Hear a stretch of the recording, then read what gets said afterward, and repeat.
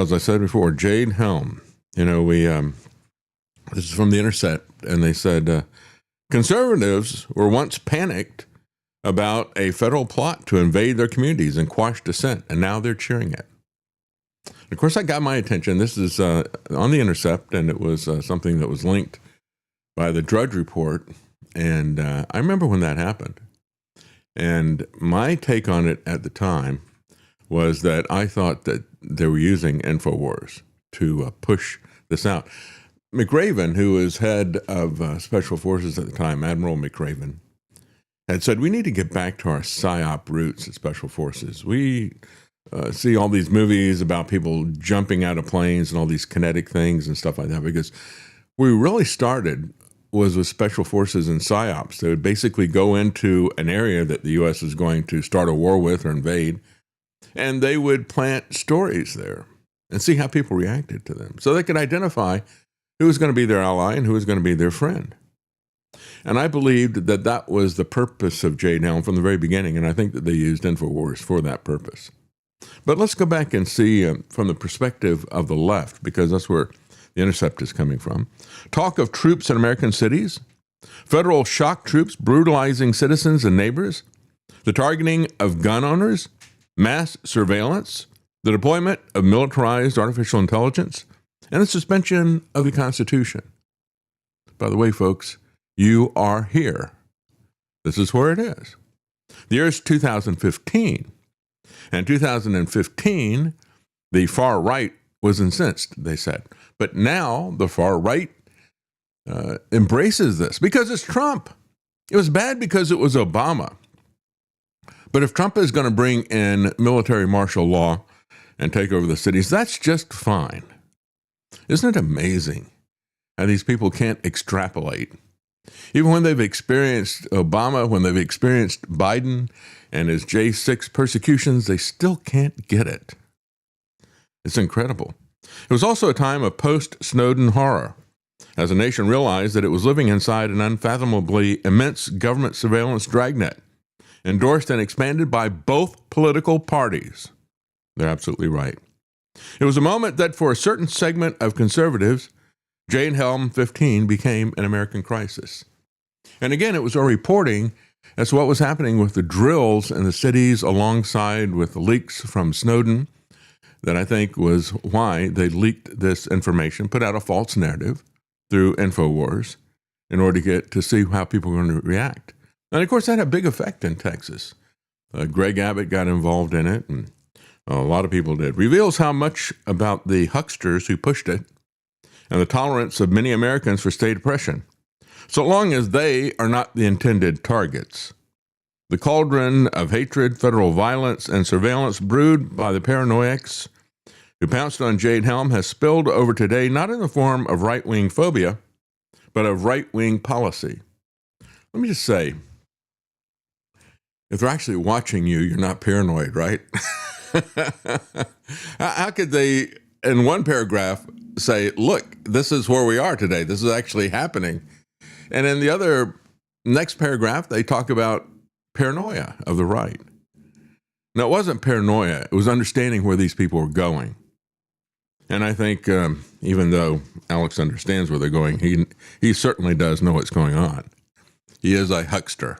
In July 2015, Alex Jones, at that point still little more than a punchline, they said, issued a dire warning on his website, InfoWars. This is an emergency broadcast, he began. To militarize the police, to put standing armies on the streets, to suppress the population, and to carry out political operations. But now he celebrates it, doesn't he? Jones was referring to publicly released Pentagon planning documents detailing Jade Helm 15, a military training exercise throughout sparsely populated swaths of the American South, from Florida to Texas.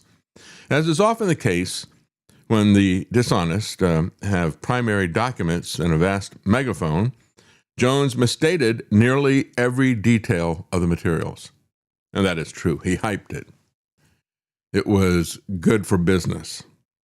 A map from what was essentially a large-scale military role-playing game, labeling Texas as hostile, colored in red, was irrefutable evidence to Jones that the Obama administration was prepared to let loose the national security state on the conservative heartland. Well, prior to this, we had reported over and over again about the military exercises that were being done in cities like Chicago and LA and other places like that. And they said, well, when questioned about it, they said, you train where you're going to fight. It's like, what's that about? And then they talk about the fact that the Obama administration was putting MRAPs in everywhere. And small town sheriffs were getting them if they would be willing to take them. What they found out was that they were getting white elephants. These things were hastily put together for the war in Iraq, these mine-resistant armored personnel carriers, MRAPs, and they were a nightmare of maintenance expenses.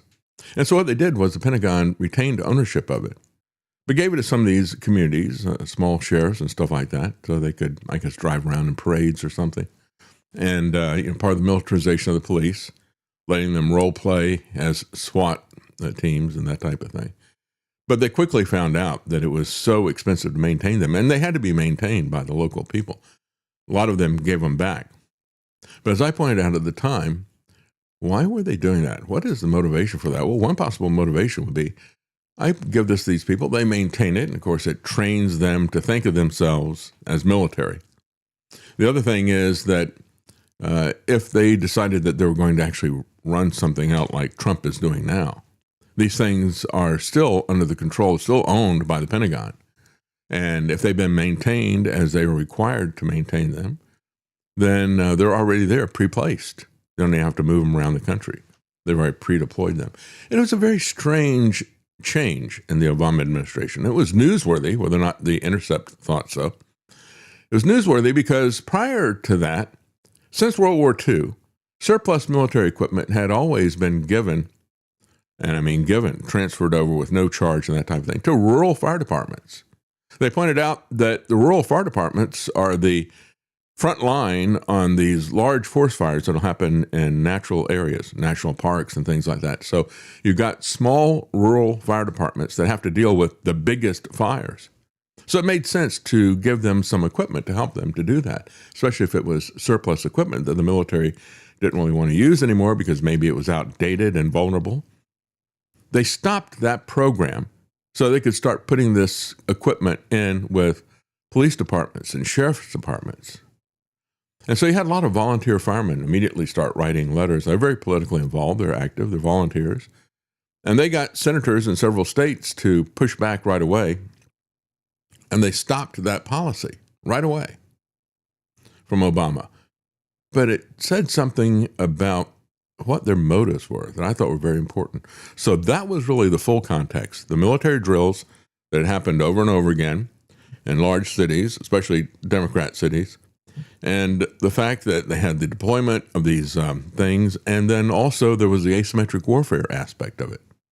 Yeah. It's why I went to Fort A.P. Hill with Joe Biggs. Sorry. Go ahead, Lance. It's interesting to see the parallels between the doublethink of the left and the doublethink of the right, because, like you pointed out, they're saying they're paranoiacs if they believe this stuff, which is now coming true.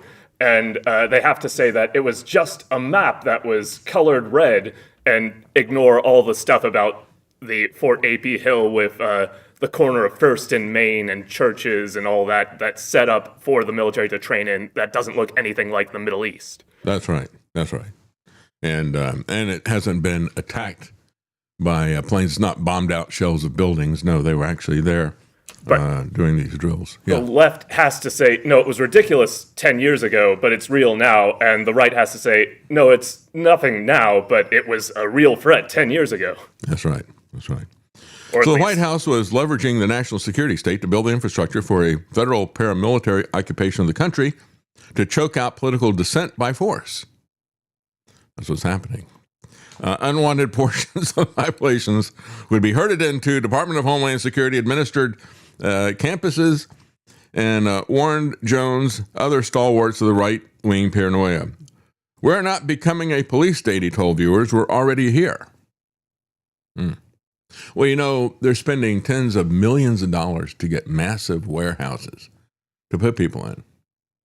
Is it only going to be illegal immigrants I mean, are they only attacking, arresting, ramming, shooting illegal immigrants? No, they're doing that to American citizens now. Will incarceration, mass incarceration, be the next thing? Well, maybe.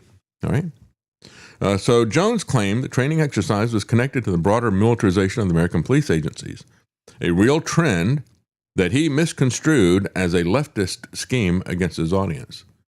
As they pointed out at the very beginning, they said this is something that's been done by both the left and the right. And when you superimpose your partisan paranoia or your partisan bias or your marketing, your partisan marketing over this, what it does is it discredits it, doesn't it? He said you got massive military gear being cached, armored vehicles, machine guns, helicopters, night vision, Humvees, with the police departments around the country, he said. But now it's all good. Jones was not alone. Texas Governor Greg Abbott quickly endorsed InfoWars ravings, deploying the State Guard to monitor Jade Helm so that Texans know their safety and their constitutional rights, private property rights, and civil liberties will not be infringed, as he put it, in an April 2015 letter ordering their mobilization. This is amazing. They call it ravings. Yeah, right? yeah, ravings, right? Former Texas Congressman Louis Gov't suggested the White House was hoping to provoke an armed confrontation between the military and the administration's critics. It's no surprise, said Gov't, that those who have experienced or noticed such persecution are legitimately suspicious. I understand the reason for concern and uncertainty, agreed Senator Ted Cruz. So when you look at all this, folks, this tells you the importance of partisan political parties, right? It blinds people to what is happening. The left was blinded to it then, the right is blinded to it now. The reality is it was happening then, and it's happening now, and it's further along, and this is the agenda. Locals organized Jade Helm volunteer groups that monitored and recorded military movement. Oath Keepers described Jade Helm on its website as a, quote, portentous government plan, a prefabricated, pre-constructed umbrella under which a black op by the deep state's compartmentalized agencies could possibly go live in a fantastic sort of shock and awe, false flag, psycho coup to jar the public mind of America through fear into acceptance of some nefarious policy. You know, like Operation Warp Speed, which they just set that out. Changing the mind of America through fear into the acceptance of some nefarious policy that the government desired, such as establishment of martial law, complete loss of individual liberty and our Constitution. Well, that was 2020. Now, today, he's taking it to the next step, isn't he? And so I always felt the purpose of this was a PSYOP, as I said. I felt this was to essentially inoculate them from any criticism about this. Oh, yeah, they criticized that, but see, with Jade Helm, nothing happened. And so I always believed that was what was going on. Largely unconcerned and frequently unconstrained by law, Trump has found in his Department of Homeland Security what Jones warned was coming a decade ago: a paramilitary force to terrorize political opponents and demographic undesirables. That's right. And it was all about identification of people in different groups. Trump and a docile American right wing have finally delivered the Jade Helm presidency. You've now got armored personnel carriers today carrying masked, heavily armed, pointlessly camouflaged. That's the thing I said the other day. I said, these guys are all wearing camouflage like they're in the jungle. That doesn't help you in the city, does it? It actually makes you stand out. And I guess that's the point. You know, this is kind of Christy Nome level role-playing when you wear camouflage in the cities. So federal commandos going through American cities that voted against the president. And it's backed by a sophisticated national surveillance apparatus. Trump and his lieutenants, beneficiaries of American right wing reshaped by the likes of Jones and his audience, make real, explicit, quiet fantasizing attributed to Obama during Jade Helm, speaking openly of American communities as hives of the enemy. In September, Trump announced impending deportation operations in Chicago with a doctored image depicting the city under attack with napalm. You remember that? That's the most amazing thing to me. I took that meme and expanded it. Very unsafe places, and we're going to straighten them out one by one. They're saying you're trying to take over the republic. And this is going to be a major part for some of the people in this room. That's a war, too. It's a war from within. I told Pete, we should use some of these dangerous cities as training grounds for our military. And that's going to be their military. Robots.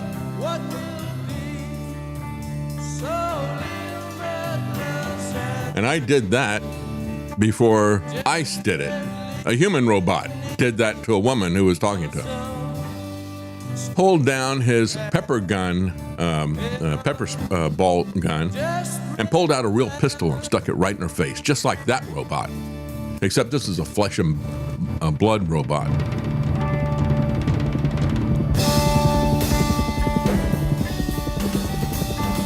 Yeah, that's Trump's meme right there. Chicago burning in the background. He's dressed like the character from Apocalypse Now with the helicopters. What Trump didn't do in his meme was have himself holding the Constitution and lighting it from below, which is really what is happening here, folks. Yeah, so say that you're going to attack Chicago by napalm. Chicago is going to find out why it is called the Department of War, said Trump in his tweet. Imagine if Obama had done that. Just imagine. And yet these same people who would have been rightfully outraged if Obama had said that don't care at all when it's Trump who is saying that. And so, was this paranoia? Or was it something that was rolling out that we just reported? You know, we look at trends, and like Gerald Slenti says, you don't try to predict exactly when it's going to happen. It's important to get an idea of when it's going to happen, but you can identify this trend and be correct about that without knowing exactly when the hammer is going to fall or when the market is going to fall. There was a Pentagon video that was done back in 2015, I think. And this was also something that was picked up by The Intercept at the time. Listen to the Pentagon's vision of mega cities in the future in 2030. Of course, that's the date that they want to have all this stuff put in. And I've been saying that, even though we don't know the exact timing, they've been saying that is their goal. You don't have a goal if you don't set a date for it, right? You have a wish. Well, they've got a goal. They have set the date of 2030. That's when they want to roll this stuff out or have it in place. And we're rapidly moving toward that, if you think about it. We got another 4 years. What could happen in another 4 years? Look at what's happened in just the last few months. There are some decades where nothing happens, and then there's some months where decades happen, aren't there? The future is urban. By 2030, urban areas are expected to grow by 1.4 billion, with that growth occurring almost entirely in the developing world. Cities will account for 60% of the world's population and 70% of the world's GDP. The urban environment will be the locus where drivers of instability will converge. It is the domain that by the year 2030, 60% of urban dwellers will be under the age of 18. The cities that grow the fastest will be the most challenged as resources become constrained and illicit networks fill the gap left by overextended and undercapitalized governments. The risk of natural disasters compounded by geography, climate changes, unregulated growth, and substandard infrastructure intersect to frustrate humanitarian relief. Growth will magnify the increasing separation between rich and poor. Religious and ethnic tensions will be a defining element in the social landscape. Yeah, because they're doing the Great Replacement. Unprecedented development as impoverishment, slums, and shantytowns rapidly expand alongside modern high-rises, technological advances, and ever-increasing levels of prosperity. This is the world of our future. It is one we are not prepared to effectively operate within, and it is unavoidable. Megacities are complex systems where people and structures are compressed together in ways that defy both our understanding of city planning and military doctrine. It is an ecosystem that demands a highly agile and adaptive force to successfully operate within. Infrastructures will vary radically, with concentrations of high-tech transportation, globally connected air and seaports, contemporary water, utilities, and waste disposal intermixed with open landfills, overburdened sewers, polluted water, and makeshift power grids. Living habitats will extend from the high-rise to the ground-level cottage to subterranean labyrinths, each defined by its own social code and rule of law. Social structures will be equally challenged, if not dysfunctional, as historic ways of life clash with modern living, ethnic and racial differences are forced to live together, and criminal networks offer opportunity for the growing mass of unemployed. This becomes the nervous system of non-nation-state, unaligned individuals and organizations that live and work in the shadows of national rule.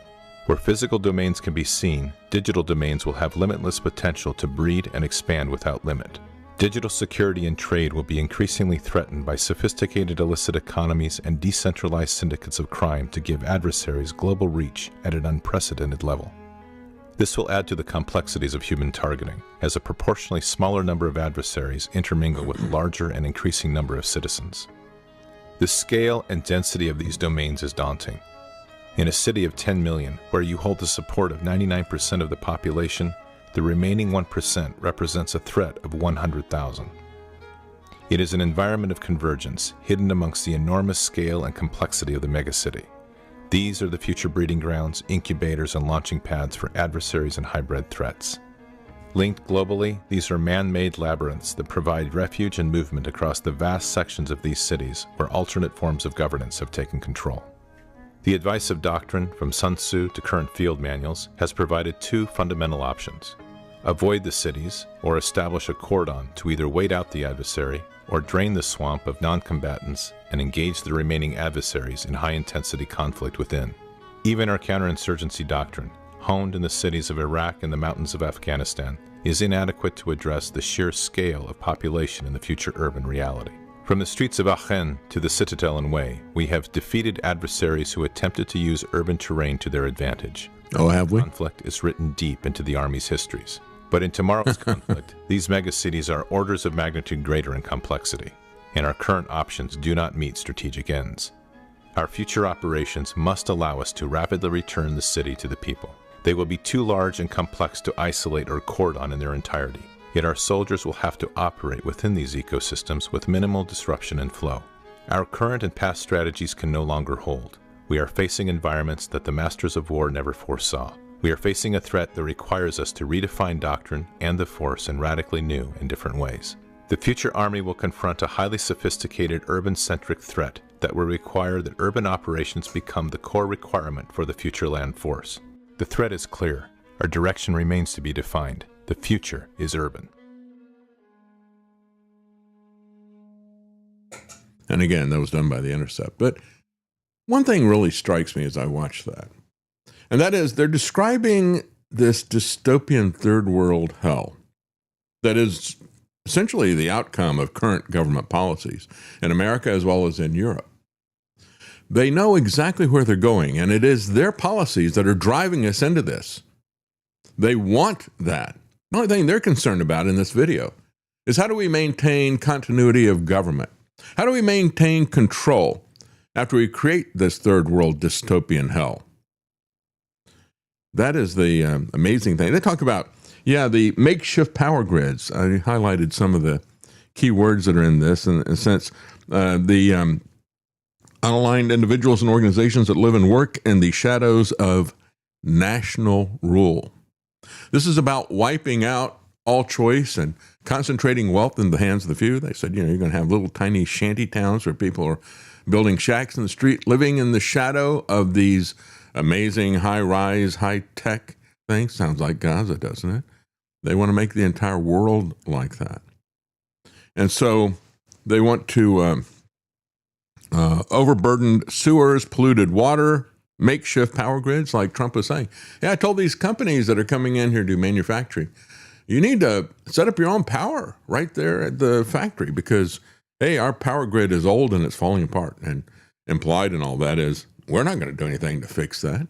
We're not going to do anything to incentivize people to fix it. I don't think it's the federal government's responsibility to set up the power grid. I think they need to get out of it. More things they get out of, the better, because everything they get into, they mess up. But they're not talking about incentivizing or helping or planning for a future that people want to live in. This is the dystopian third world hell that they're trying to do to everybody. And that is the other side of this Jade Helm militarized stuff in 2026. even to the extent that they talk about draining the swamp. Now, this is about 12 years ago. Was anybody talking about draining the swamp? Was that a MAGA meme at that point in time? Drain the swamp, drain the swamp. No. Isn't that interesting? You know, people who gave us Trump, who did all the rest of the stuff, and they're propagandists like Alex Jones, drain the swamp. They see you as the swamp. They want to drain you of power, of independence, of liberty, of financial independence. That's what they want to drain from you. And of course, they're very concerned about the population. You got a city of 10 million. If 99% of them are with you, that means there's 100,000 people there that are against you. Well, we got to eliminate that. One of the ways that you need to do that is to reduce the population, of course. That's always been a big part of this. That's always been a big part of all of this green MacGuffin. And before we had the 2030 SMART agenda and the smart cities, of course, we had Agenda 21. Sometime in the 21st century, they were going to implement this. And then when they got to around 2015, they put a specific date on it, 2030. But prior to that, they put out their maps. And you remember the old Agenda 21 maps where it showed the areas that were off limits, going to be off limits to humans, which basically most of the continental United States. And they would concentrate us in large mega cities.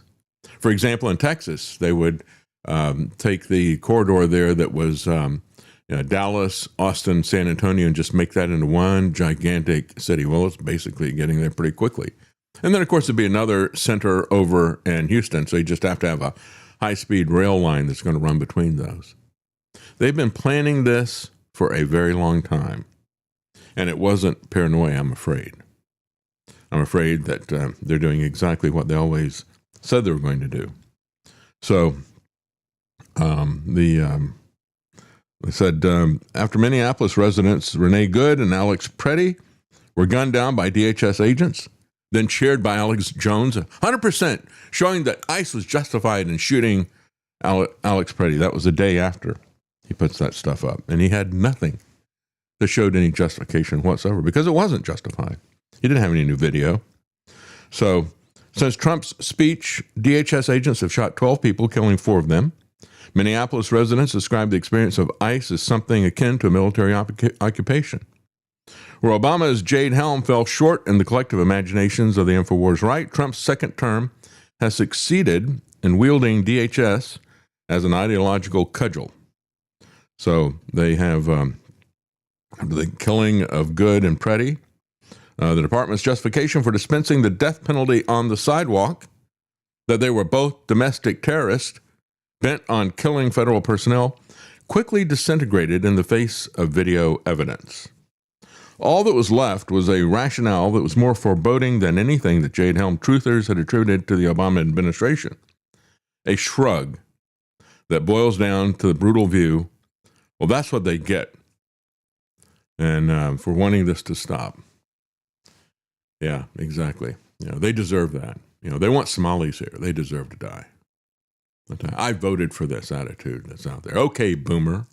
You know, that's what we see from these people. So Greg Bovino wondered if Preddy at a press conference, he said, or was he there for a reason? As I point out, his reason for being there was clear. And it was filmed from multiple angles. He was there to legally observe and record the agents who then killed him for doing that. In May 2015, and here's what they mentioned me in this article, InfoWars correspondent David Knight warned that Jade Helm would involve the collection and exploitation of enormous reams of personal information. Quote, they analyze the data, and then because you stick out in some way, now you're treated as if you already have had due process, as if you've already been found guilty of a crime, resulting in the government kicking down the doors of innocent people. If you understand the technology, you'll see that this is an intelligence operation that's using geospatial intelligence. Information from low-level surveillance technologies like Stingray and predictive policing programs are all getting siphoned up into NSA data centers. A detailed global map that will continue to grow with near endless stats on all individuals. Well, The Intercept said, this much was true in broad strokes, if not the specifics. They don't say what specifically they disagree with about that. And quite frankly, there isn't anything that I see in this article where they disagree with it. The biggest thing they said is that it's worse than I predicted. And it's not just the NSA. It's all these other agencies that are all hooked into the flock cameras and all the rest of this stuff. Makes me sick. Makes me sick.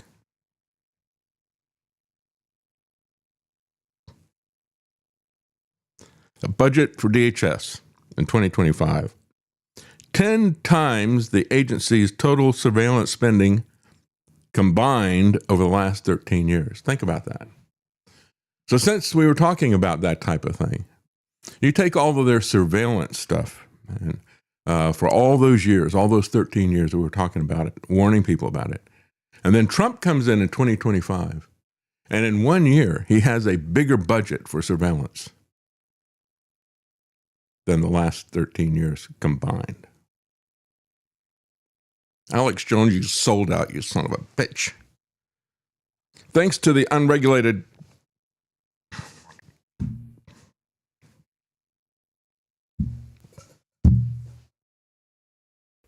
Thanks to the unregulated market in commercial surveillance technology, DHS has little need for a spy agency like the NSA. That's right. That's right. So, when you look at this, and they throw in some things here that were false speculation. Some of the InfoWars orbit speculated the word Jade itself may or may not be an acronym for military-developed artificial intelligence. And again, that was never true. Never said anything. I don't know where they found that. I never heard that, actually, even when I was there. But it's these kinds of false details that are added to discredit what is really going on. And that's why I said that about Jade Helm in general. They laid out and implied they were going to do something which they didn't do. And that in and of itself was a way to try to discredit all the criticism of the police surveillance state, which is now rolled out. That's the reality, folks. That's where we are. The federal government is willing to use force, surveillance, and extra constitutional power to suppress dissent. That's what we know. These abuses aren't a problem so long as it's somebody else's back that's being pushed onto the concrete, somebody else's car windows that are smashed, somebody else who's dealing with the pain of a chemical irritant, or somebody else who gets disarmed and shot in the back. The contingent of the country that swore to avenge Ruby Ridge and Waco now seem mostly content to cheer on more of the same. Under the X videos that you see, the far right is making clear their opposition was never to authoritarian violence or state terror, but instead being subjected to that violence and terror themselves. They only defended individuals and political parties. They didn't defend principles. They didn't understand how this, if you don't defend the principles, you're going to wind up in the crosshairs. That's clearly the case. So while the NRA used to call the federal police jackbooted government thugs, now they felt after the death of Alex Preddy, because they started saying, well, look, he had a gun. Oh, let's step this back. They said, well, he was antagonizing ICE. Now, he had a right to carry arms, of course, but he was antagonizing ICE. And so that's why they killed him. It's a death penalty to antagonize these masked thugs. Don't get in their face. Don't film them, because that interfere with their quote unquote investigation. Well, the investigation should come before the violent force, shouldn't it? The problem is they don't do an investigation. They don't do a warrant. They go in, break into a house and take out a guy who is decades older than the person, their cover story that emerges later. Well, we're looking for these other two individuals. They were in their 20s, so we grabbed this guy who's in his 60s and drug him out in the 10-degree weather. Like, maybe if you'd done an investigation in the first place, if you'd had a warrant, maybe that wouldn't have happened. But anyway, as I pointed out, InfoWars' Jade Helm coverage now seemingly scrubbed from the site.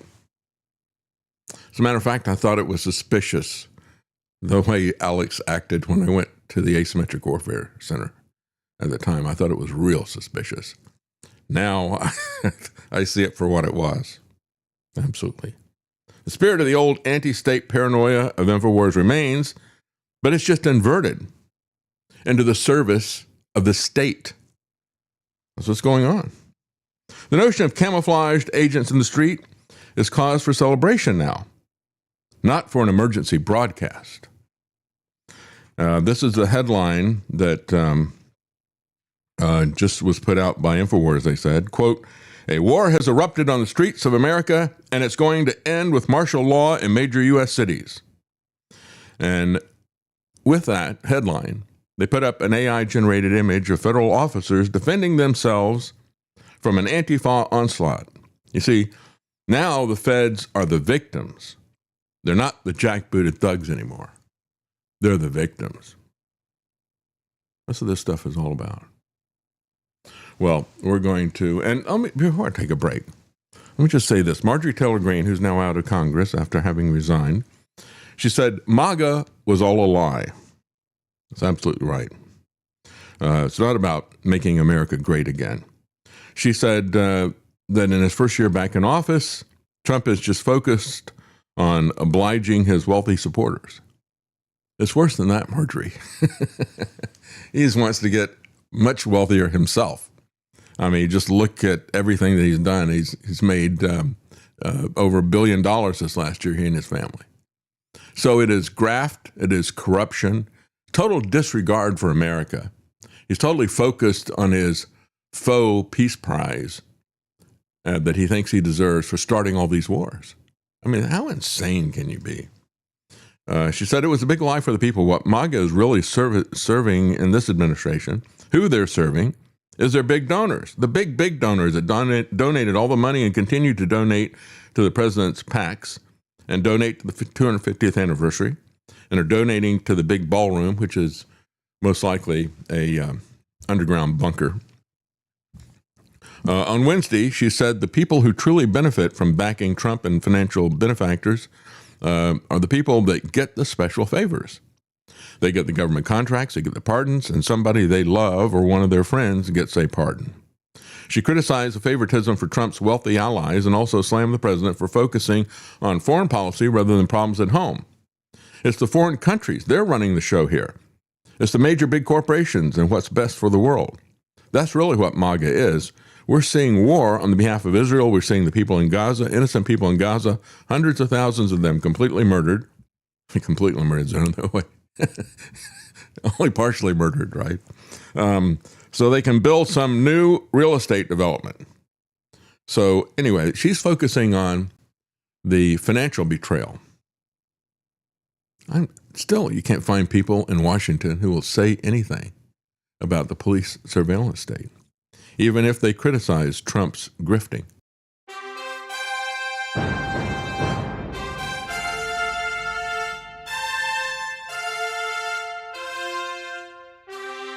The common man. They created Common Core to dumb down our children. They created Common Pass to track and control us. Their Commons Project to make sure the commoners own nothing. And the communist future. They see the common man as simple, unsophisticated, ordinary. But each of us has worth and dignity created in the image of God. That is what we have in common. That is what they want to take away. Their most powerful weapons are isolation, deception, intimidation. They desire to know everything about us while they hide everything from us. It's time to turn that around and expose what they want to hide. Please share the information and links you'll find at davidknightshow.com. Thank you for listening. Thank you for sharing.